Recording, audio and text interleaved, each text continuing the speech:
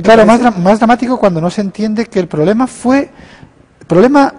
en esencia consistió en que tenemos un sistema imperial, que era la monarquía católica, que fracasa en su competencia con el resto de las potencias de la época y que colapsa y se viene abajo. Yo utilizo, de hecho, el modelo Unión Soviética, porque digo, es muy parecido a lo que ocurre con el caso de la Unión Soviética. Hay otros modelos, lo que pasa es que nos quedan un poco más lejanos, es decir, el Imperio Austrohúngaro le pasa un poco exactamente lo mismo y el Imperio Turco le ocurre prácticamente lo mismo. Pero de la Unión Soviética es que le tenemos muy reciente. Entonces, ¿qué ocurre? Bueno, la Unión Soviética no se disgrega porque las distintas naciones que formaban la Unión Soviética estaban empujando para salir, ¿no? Se rebelasen buscando la independencia. Lo que pasa es que el poder central se hunde y en ese sálvese quien pueda empiezan a aparecer distintos poderes regionales que construyen naciones. Gustavo Bueno plantea ahí que un modo de tratar la caída de los imperios desde un punto de vista de filosofía de la historia es preguntarse por qué cae un imperio si no estaba calculado para caer.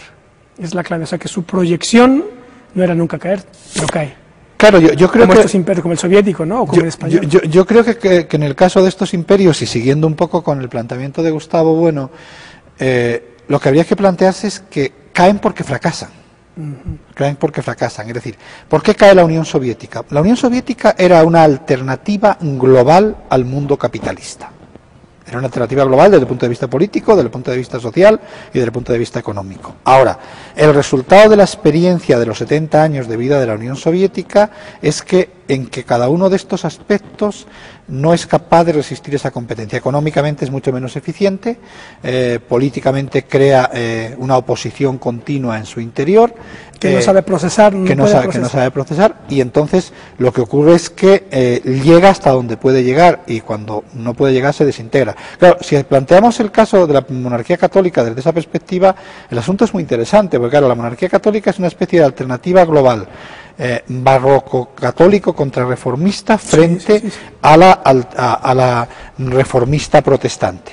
Entonces, y ahí hay un episodio central al cual yo dedico prácticamente un capítulo, que es la Guerra de los 7 años. ¿Qué es lo que demuestra la Guerra de los 7 años? Que la monarquía católica es incapaz de competir con el imperio inglés y se viene abajo. Eso es lo que originaría todo el proceso de las reformas borbónicas, eso origina todo este proceso de intentar salvar la monarquía, pero el asunto es que se muestra incapaz. Se muestra incapaz, entre otras cosas, porque hay un asunto económico muy interesante. Es una monarquía que de alguna manera es una monarquía planificada. Yo cuento también en este libro el caso de la Alhóndiga de Granaditas. El caso de la Alhóndiga de Granaditas es un caso enormemente interesante. Todo el mundo sabe la Alhóndiga de Granaditas porque la toma de la Alhóndiga de Granaditas por Hidalgo es uno de los episodios centrales que todo el mundo conoce de la historia. Pero lo que es interesante es el propio edificio construido por el intendente Riaño, que es uno de los edificios más impresionantes posiblemente de uno de los edificios civiles más impresionantes de la monarquía católica en América, pero que en sí es simplemente un pósito de granos, es decir, era un lugar en el cual se guardaba el trigo y el maíz. Porque Riaño y muchos de los funcionarios de la monarquía tenían la idea de que uno podía controlar los precios, que el Estado podía y debía controlar los precios.